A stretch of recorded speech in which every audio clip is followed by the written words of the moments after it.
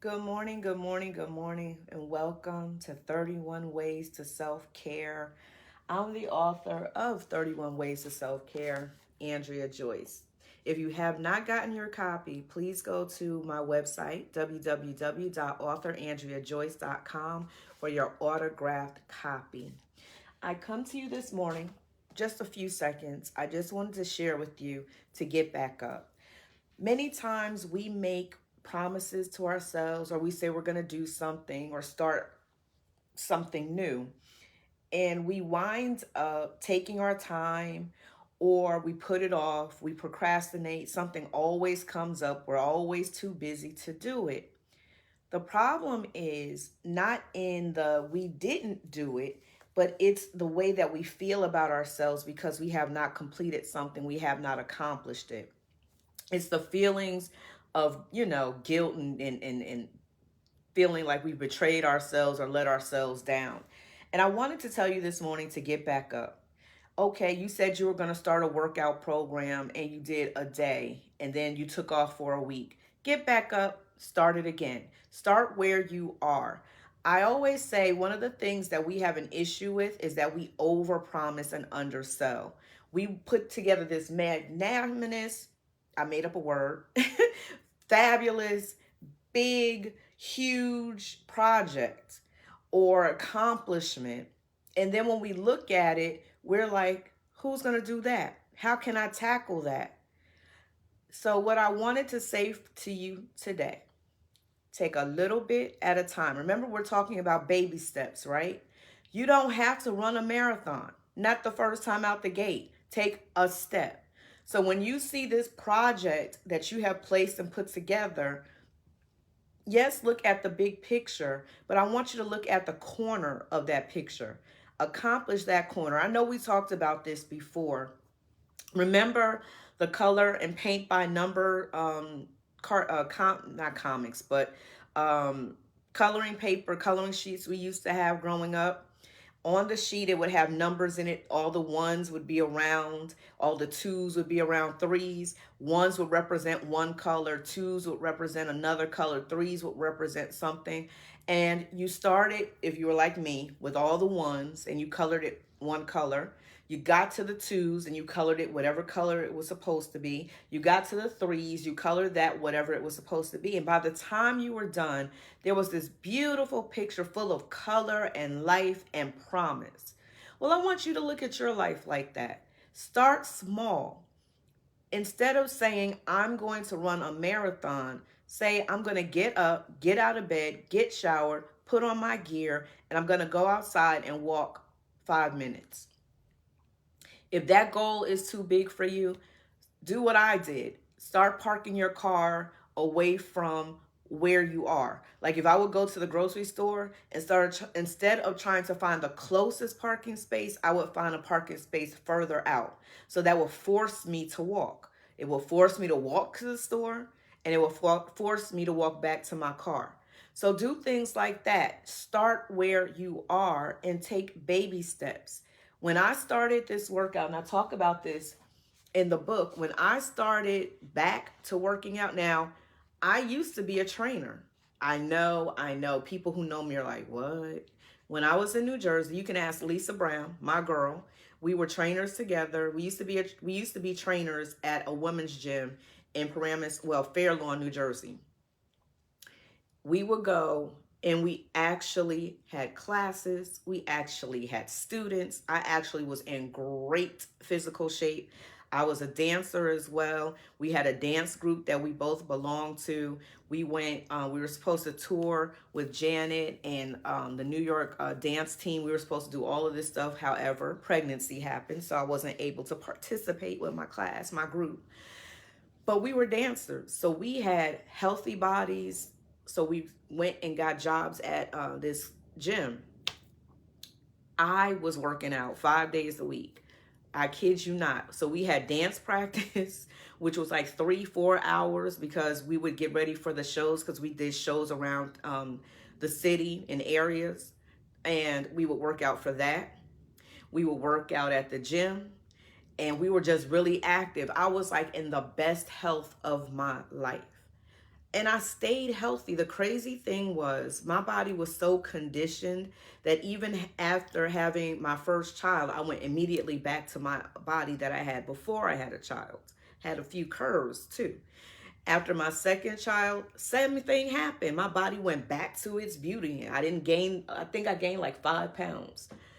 My third child, and I always blame her for this, and I know she gets tired of hearing it, is where I picked up weight. However, I didn't pick up a lot of weight. I may have gained 20 more pounds. So now I had a backside. I had some hips. Well, I had already started growing hips, but I had some hips. And, I always had legs. And so, but I still look great. I still was, doing Pilates at that time. So I was still working out. Well, situations and life happened and I stopped working out. And when I stopped working out, I started picking up weight, but I didn't even notice it. That I was so accustomed to being that 105 pound, that 115 pound. I think I got all the way up to 120. And I was used to being that person. So I didn't notice when I was 130, 135, 140. And I'm just like, clothes were fitting a little bit different, but you know how we do. We're in denial sometimes. I am. Okay, you're not, but I am. And I was like, darn, they're making these clothes smaller. I used to go to 357. That was my store there and Express. I never got anything bigger than a size 5 for a long time, many, many years. So then when I went up to 7, I was like, okay, well, I guess their clothes are getting smaller, not thinking I'm getting bigger. And then when I couldn't fit the clothes in 357, or was it 579? 579, that's it. When I couldn't fit clothes in 579, I was like, this material is not giving. It's not fitting, especially over my thigh area. Still not recognizing, baby, you are gaining weight. It wasn't until my dad came to visit with my mom and my sister was, I'm trying to think, was she living in Atlanta or was she visiting? I don't remember. I think she was living here. And he was at the house and he looked at me and he was like, hey, you're picking up weight. You're getting big, honey. And I was like, what? Because my dad had used to me being a toothpick, a little something. So he was like, no, you're getting some weight up there. He was like, are you still working out? You still dancing? Because that's what he was used to me doing. And I was just like, no, I'm kind of, trying to be a mom to, 2 kids. It wasn't my dad. I'm like, wait, that couldn't be because my dad wasn't alive when Danielle was born. It was my brother. And he wasn't that nice. He started out nice, but then he was like, you are gaining weight. You might want to take care of that because you're not dancing. I knew, I was like, that didn't sound, you are picking up a little weight. Well, I was a little offended, but I still did nothing about it. Years later, I started noticing that if I walked up the steps or walked down the steps, I'm huffing. When I walk to the car, I'm huffing. When I go into the store, I'm huffing and puffing. And I'm just like, why can't it's broken? It's a liar. It's not real. But then I had to take a look at myself. Remember what I told you when we first began this journey? The first thing we talk about is see yourself. I didn't see myself. Look at the picture. It's a mirror. I didn't see myself. I didn't see anything changing, even as I was going through changes, even as I went through depression, even as I went through eating for comfort and then not eating for comfort or discomfort. I didn't see the fluctuation in my body. I didn't see the changes in my body. I was still seeing Andrea as 21-year-old Andrea, and I was definitely not 21 anymore. So I wanted to say to you, I wanted to share that with you so you will understand that the reason I'm walking a mile or 30 minutes now is because I want to change this. And it's not for somebody else, it's for me. Because I want to get back to being able to wear some things I can't wear now because I have a stomach, I have a belly. It's going down slowly because it's not where it used to be. Thank goodness it's not where it was a couple of weeks ago. But I want to get back to wearing things. I love being on the beach. I don't want to be in a whole jumpsuit at the beach because I'm trying to hide my shape. You understand what I'm saying? I want to be able to be in my 2-piece or my 1-piece, whatever I want that makes me feel good, and lay out on the beach like I'm used to doing. So for me, I began walking. But here's why I wanted to tell you to get back up. I don't walk every day. Sometimes I oversleep and I forget. Sometimes it's rainy outside and I make excuses. Sometimes I'm just lazy. Can I be honest with you? But instead of beating myself up, because beating myself up is how I stopped working out, how I stopped exercising when I was doing it in 2019. 2019, 2018, around that time, I had lost weight and I was doing good. But then I started making excuses because I was going to a gym. I had a gym membership I was paying for, and I missed like 2 classes. And because I missed those 2 classes, I stopped going, period. So I wanted to share with you that even though you might make a misstep, even though you might fail, even though you may fall, get back up and start where you are. Don't blame yourself. Okay, we understand you didn't do the assignment. We understand that you overslept and missed the meeting. We understand that whatever it was didn't get done. Now get it done. I remember an old pastor of mine used to say this when we used to fast. We would do 30-day fasts, right? And we might mess up a day and we want to quit. Oh, I messed up. I ate what I wasn't supposed to eat. We weren't supposed to eat meat this week, but I ate a hamburger. I forgot completely. I was hungry. I was rushing. And he would say, don't beat yourself up. Just start again. Don't worry about that day. That day has happened. You ate your hamburger. I hope you enjoyed it. Now get back the next day and get back to no meat, no treats, whatever it is. Get back to whatever it is that you were doing. Don't try to make up for what you missed. You can't. It's over with. It's done. Start fresh the next day as if you never messed up the day before. And that's what I want to leave with you. Don't try to capture what's already gone, what you already dropped, what's already in the wind. It's in the past now. Start right here, right now. I don't care if you were working out or doing a project or something straight for 3 months and it was going great and wonderful and you messed up and you missed 2 weeks. Okay. So let's not focus on the 3 months. Let's not focus on the 2 weeks. Let's start today. Today is Friday. Thank God it's Friday. Start today. Today I'm going to do 5 jumping jacks. Today I'm going to jog up the steps. Today I'm going to stop eating whatever it is that is your thing. You know that thing. Like mine is potato chips. Anyway, and say to yourself, start here. No condemnation. No putting yourself down. No making yourself feel bad and blaming yourself and feeling guilty. All that's gone. No matter what it was, it's gone. You can't get it back. So leave it where it is, but pick yourself up today and say, today I start. And don't make big promises. That's how we talk ourselves out of accomplishing a lot, because we make these big, fantastic promises and we know we can't keep it. Just tell yourself it's okay. Who's going to know? Unless you have an accountability partner. I'm blessed to have 3 accountability partners when it comes to working out, when it comes to, and I have 2 when it comes to 3, again, when it comes to writing. When it comes to different things that I know I might slack in, I get an accountability partner. I have an accountability partner for prayer, and I have slacked this whole week, and I'm just like, oh my gosh, because I've been sleeping in. So now I apologize, and I say, let's get it on Monday morning. Let's pray. Let's get it, because it's my fault. Let's go. I have accountability partners with exercise and working out, because I know I'll get comfortable and I won't do my walk. Like it is after 12, I think it is. No, almost 12 o'clock. I haven't done my walk yet, but I have a couple of hours to complete it. So I know they're going to check in and say, as a matter of fact, they're not even going to ask me if I walk. They're going to show me their watches to show how long they've worked out. And I'm going to be like, ooh, let me put my watch on. Hurry up and go do it. And then I'm going to post mine. There's no condemnation. They don't make me feel bad, but they're just here. Hey, did you do it? How do you feel? Are you going to up your workout? What are your goals? And then I have my accountability partners for writing.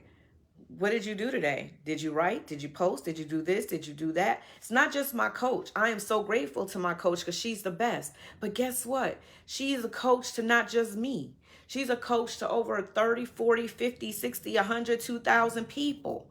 So she can't just focus on me. So I have personal accountability partners, the two of us, it's three of us in all, that focus on each other. And it's like, okay, did you write today? How much did you write? Did you edit? What's your goal for the week? Okay, you didn't write today? Okay, that's cool. When you going to get back to writing? Because we're not going to let you fall by the wayside. We're going to keep encouraging you so you can get your books birthed. So I'm just telling you, it's good to have somebody in your corner that's encouraging, that makes sure you do what you're going to do. But if they are being condemning towards you, if they're condescending towards you, if they're negative towards you, that's not the person you want. Because what I have learned the hard way is that in order for you to go forward, you need encouragement instead of force. You can't force Andrea to do anything. If anything, your force is going to force me not to do it. My children are the same way. The harder you push them, the more they buck against you. So you have to be gentle. Thank you, Holy Spirit. Let me share a story with you, and then I'm going to let you go and do the thing that you put down that you need to pick back up. Growing up, my dad used to tell this story, and it's an Aesop fable. So it's everywhere. But he would tell me that so that I would get an understanding of how to be with people. My dad was really good at telling stories. I've heard so many stories, and you may hear them in our times together because they were a blessing to me, and they helped me to be a better person and to understand. Maybe not at the time when he was telling the story, but as I grew up and got older, I was like, I remember my dad said this. My mom was good too. She gave me tidbits and things, but my dad was the storyteller, and I appreciated that. My grandmother too, his mom was, my grandma Chris, she was a good storyteller also. But my dad, we would have talks when he came home from work every night. That's how I got my nickname. And we would be there and sit and talk until I was falling asleep at the table. It would be like 12, 1 o'clock, 2 o'clock in the morning, and I'm falling asleep at the table, but listening to his stories, and I honor that. So this story, I know you've probably heard before. It's called The Story of the Wind and the Sun. One day one day the sun and the wind were talking. And the wind said, I'm strong. I'm so strong. And the sun just smiled, and the sun said, are you? And the wind said, yes, I'm strong. And the sun said, oh, okay. But he wasn't impressed. So the wind got angry, and he was like, I'm the strongest. Say I'm the strongest. And the sun would just smile and say nothing. And so the wind got agitated, frustrated, aggravated, and said, I'll prove to you how strong I am. I bet you I can make the next person who walks take off their coat and hat.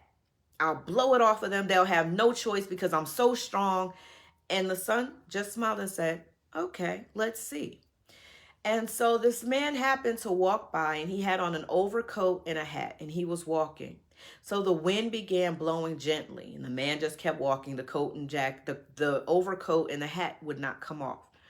So he began to blow even stronger, but still the man's hat and, I keep wanting to say hat and coat. Oh yeah, hat and coat did not come off. Then he puffed up even harder. And it was like the harder he puffed, the more the man held on tightly to his overcoat and tightly to his hat. So this is him walking against the wind. And the wind huffed and puffed. Every time I say that, I think about the big bad wolf. But he huffed and he puffed and he puffed until he lost breath. And the man still had his overcoat and his hat on. And the wind went back to the sun and said, there's something wrong. That man must be a powerful man, because the more I huff, the more I puff, the more he holds on to his coat and his hat, and I can't get it off. Surely he must be stronger than even I.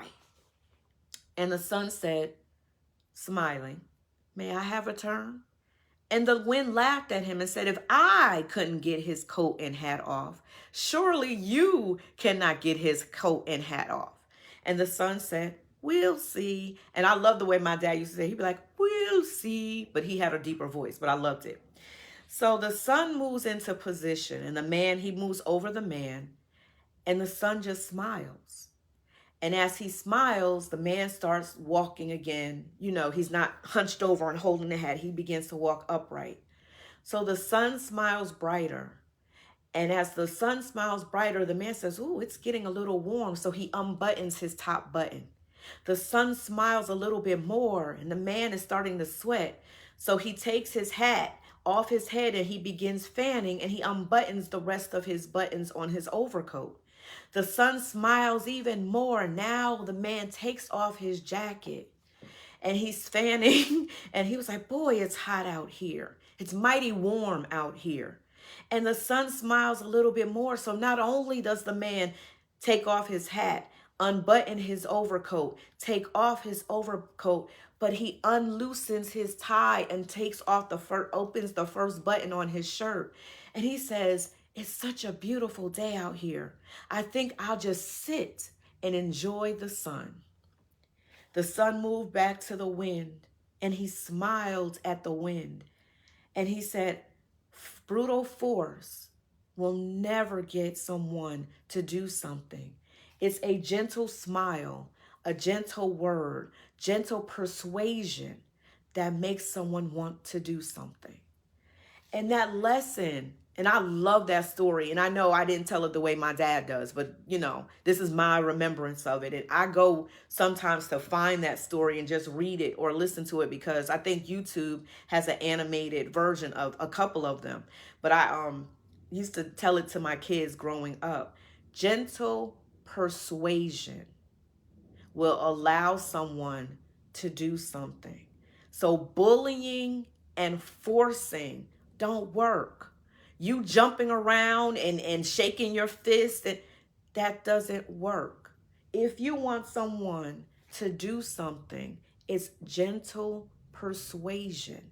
And I told you that today so that you will have people in your life who gently persuade you to do something. They don't make you feel less than because you messed up. They don't bully you into doing things. They don't force you to do anything. And you want to do it because you are persuaded to do it. Now, for me, I have bullies in my life. I have bullies all around, personally, professionally, spiritually. I have bullies, and they understand because God has sent them to me, because he understands I can get a little stubborn, just a little stubborn sometimes. So he knows they can't take no for an answer. If they take no for an answer when it's something that I need to be doing to better myself, to better the lives of my children, to better my health, to better those who I'm called to, oh, they're not going to let me get away with anything. When I want to stay in bed an hour, 2 hours, 3 hours, they're calling on the phone. Ma'am, aren't you supposed to be doing? I'm like, oh, come on. Like when it came to writing my book, oh, I didn't have gentle persuasion. How many pages did you write? How many pages are you going to write? Are you almost done? And I'm not just talking about my coach, even though she is a bully and she needs to be for me. I'm talking about my sister. I'm talking about my cousin, because they are a part of a team that I'm with. We are connected to each other, and we're all writing. And so we're all going to be best-selling authors. And they make sure to stay on me to make sure that I'm doing the right thing, just like I do it for them. So now you may have some bullies in your life. I'm not talking about those people, because they don't downgrade you. They don't make you feel lesser. They just make you get up on your game because you can be stubborn and procrastinate, lazy, you know. But I'm talking about when people come into your life who are negative and bullying and brusque. You don't want those people in your circle. You don't want those people as accountability partners, because they talk down to you. They say negative things to you. They make you feel less than what you should be feeling. Never give ear to that. You don't ever have to take that. Your self-love and self-care is too important. Your peace, there is nothing like it. So don't take that into your circle. Those people, you don't put in the inner sanctum. I say that all the time. You have friendships, you may have an inner circle, but then there's the inner sanctum. The inner sanctum gets here. Don't let everybody into your inner sanctum. I always think about Jesus and his three. I have three that are in my inner sanctum. They get this. They get my ear. They get my heart. They get my head. They get my spirit, my soul. I listen to them and I take what they say. And then I still go and pray about it. Now, that's something that I won't ever stop doing. And I suggest too, even as you receive wise counsel, still take it to God. Take it to God first. Honestly, he shouldn't be last. You should take it to him first and hear what he has to say. He may send people to give you an answer. He may send a message on TV. He may send a commercial. He may send a billboard. He may send a bird. He may send a dog to give you your answer. It's the craziest thing. You'll ask God something and you'll forget about it. And then sometime later, you'll just be driving and you'll hear something on the radio, or you'll look out your window and see a sign, or you'll see a bird doing the craziest thing. And you're like, oh, I get it. That's the answer. But you're also supposed to have wise counsel. So if you have people in your life that you seek for information, advice, inner sanctum only. Don't take everything to everyone. I think we talked about that before, about who you should be in your circle. I think it's in my podcast when we're talking about purpose. If you haven't listened to the podcast, I'm going to post it later today to talk about purpose, who should be those that you have in the inner sanctum. Like Jesus knew to have three, and he knew who his three were. But that didn't say he didn't have friends, because he had 12 in total, right? So there were 9 who weren't in the inner sanctum, but they were in his inner circle. Peep that. Okay, so have a fabulous day today. Pick yourself up. Get up off the floor. Keep trying. Don't kick yourself because you didn't finish, or because you put something down for 3 months and you knew you were supposed to complete it 5 months ago. That's fine. Don't beat yourself up about it. It didn't happen. It's in the past, but now is the time. Today is the day. Pick it back up and work it out, okay? I wish you a successful day today. I wish you prosperity. I wish you productivity, and I wish you peace. I prayed for you now. Have an awesome Friday. And get to work on your purpose. Have a good day.